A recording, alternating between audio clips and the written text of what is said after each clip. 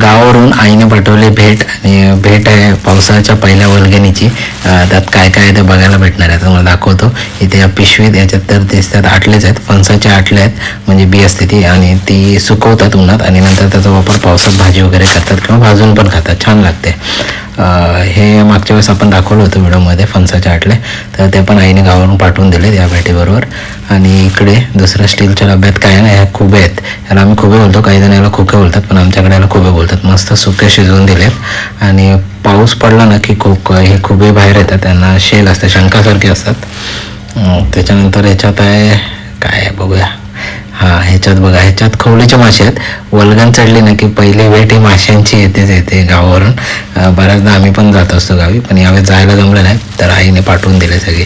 त्यानंतर या डब्यात काय आहे, ह्याच्यात पण मासेच आहेत.